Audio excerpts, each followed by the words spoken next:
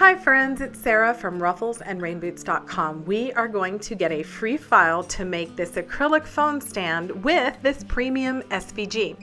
I am sharing a couple of other projects, this game for Dad from Sustain My Craft Habit, and this journal for Dad from First Day at Home. I will put the links to that and this laser Facebook group down in the links below. Now, if this goes a little quick, you can go to your YouTube playback speed settings and slow this down.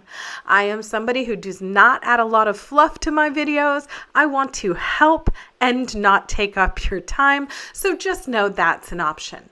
So we are going to get started. I'm going to be using XCS 2.0. It's in beta at the time this is created, but you will get a completed XCS file you can just drag in.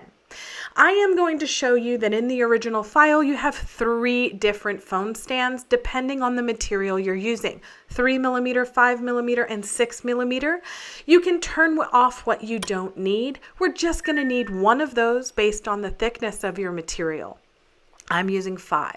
You'll also get in the file my premium Father's Day World's Coolest Dad SVG. And the reason is because I'm going to use it as an engraving. If you need to learn how to create an engraving from something else, a raster image like a PNG or a photo, I already have a video on the channel for that. So I'm just going to align it. Again, this is all done for you. I'm going to be working in inches for now until we get to the material, because you need to validate that this phone stand portion is 6.4 inches tall. That's really it. We changed the 2 phone stand portions to cut, and you can choose your material here, which will load the easy set panel, or you can do like me, and that is test. So I've already gone through and tested cut, engraving, and even this last one, which is the paint fill that I'll talk about later. So because I already have those settings, I'm going to share them with you. Again, you don't have to use 5mm. If you're using 3mm or 1/8 of an inch, it will be a little flimsier. I am somebody who never wants to destroy the original file, so I'm going to go ahead and copy this into a new canvas. You can create a new canvas, but this is all going to be in there for you. So now it's time to insert my settings. I'm just going to go back to all of my testing. Engraving was 40, 300 speed, 1 pass, and 200 LPC. And you'll see me, I'll just validate that. I go back to my settings. I keep a test file inside so that I can quickly reference it, and I can test other materials if I want to cut this out of wood, if I want to cut it out of a different size acrylic. So now on the engraving, those engraving settings are in, but now I'd like to do something a little different. You can right click to put it on a different layer, and I'm going to ungroup that layer so I can adjust each of these a little bit, give me a little bit more room for the paint engraving. You can notice that my 2 big files, the phone stand pieces, are locked over there in that layers list. That allows me to only mess with this file. Now, I'm going to group that back together, making sure we group and unite, because what we want to do is make that engraving go faster. So this again is all done for you in the file, but I just like to share, little tips when we're working in this software. So I'm going to go back to millimeters because my thickness is exactly 5mm when measured with calipers. So I'm going to go ahead and do this close shot, and there you go. 5mm on the auto measure. It worked. Now, because I have my measurement in, I'm actually going to click off of all of these designs, hit the close shot camera, and then click on this area over here.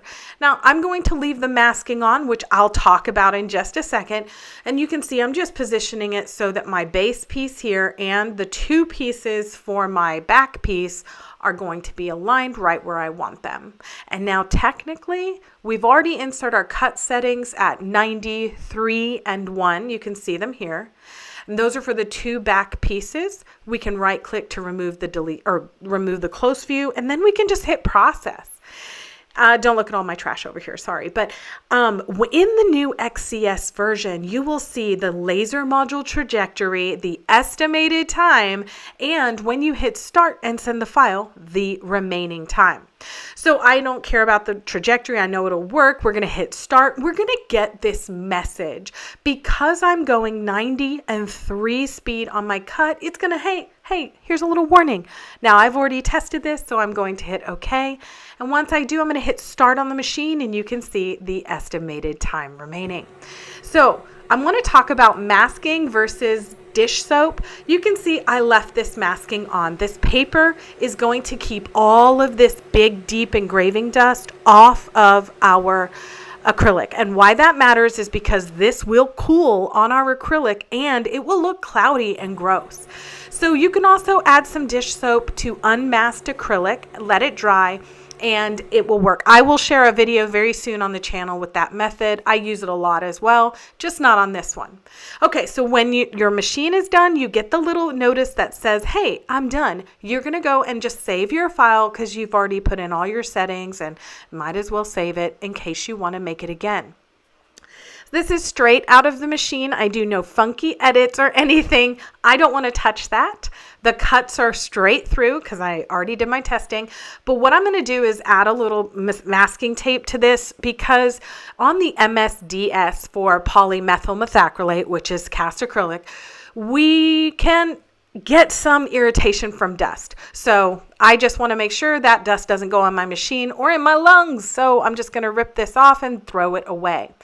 That doesn't remove all the dust, but look how much that gross dust is there. I'm going to add a little water to a paper towel and just clean out this inside just before I do a little bit of detail work. So my daughter wanted to brighten this design up, so we were talking about painting it. And I did a lot of research on paint fill, and I got a lot of really cool different effects, and I wanted to show you them all in one video. So I'm going to do that today. So I'm using a piece of Gorilla Tape to remove the masking because, I mean, I pay for those nails. And I'm just going to move the part where the design is. Everything else at the bottom and the back I'm going to leave on until we're ready to actually clean it up and be done. So I'm also going to pull out all these pieces, but use that Gorilla Tape to get out all of these little bits in the middle, which I'll speed up, but it's really easy to do. You can also use a plastic razor. I feel that I'm really clumsy and I don't want to do that.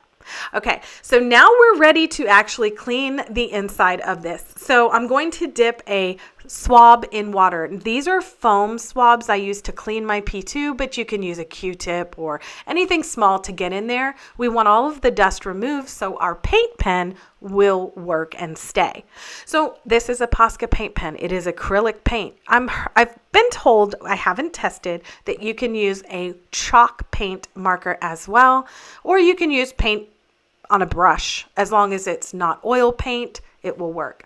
So as you can see, I didn't make it very pretty because I don't need to, because I'm taking that moist paper towel, sorry for saying that word, and I'm just going to wipe it and dab on the insides. This is immediately after it's not dry, but you can see how that lightly changed the color, right?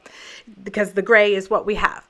So for the second one, I'm going to paint fill it and wipe it as well up so I can stay away from the sunglasses. And I let it dry about 30 seconds. And when you see that one, you'll see it's a little bit more filled in and it's brighter. See that? Okay, and the last one, I'm going to let one coat dry fully, do a second coat and let that dry fully. And then, as you can imagine, you can just wipe it off. You will need to make sure that the cloth you're using isn't really going to scratch, but damp paper towel is totally fine.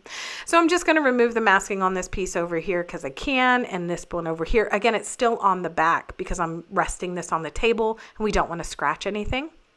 All right, so now that we've let that second layer dry, it really dries fast because we're doing very thin layers. We're just going to, again, get a little paper towel, dampen it with a little spray bottle of water, and then wipe it. See? And it comes out of the center pieces too, really easy, and it cleans up all on its own. So because the paint is dry, you're not taking it off. Isn't that fun? So easy. I just really enjoyed learning this technique and thought if you're using something not boring necessarily, but it doesn't have a lot of visual interest and you want to add some, the paint you already have in your craft room or in your kids' craft supplies will work. I'm going to clean up everything. You can see fingerprints all over it, so I'm going to use Novus plastic cleaner. It comes in a little set. Apparently my desk needed some too, but which comes in a little set from Amazon, and it's really nice. It also comes with the light scratch and heavy scratch remover. So I'm just removing all of it just amazes me how well of a job it did. So I'm going to put it in. If you have a really big phone, the big side goes in, or not a big case, the little side goes in, and that is it. So again, down below, you will get this free ready for you file. You can create all of those different phone stands that I've drawn. And I really do appreciate you being here. I do want to say I will also put down below a couple of videos you might be interested in, such as this one from Chrissy at First Day at Home and this fun game from Jane and Sonia at Sustain My Craft Habit. As a reminder, be sure to join the Laser Crafters Facebook group, and thank you for being here. Please like and subscribe for more crafting fun.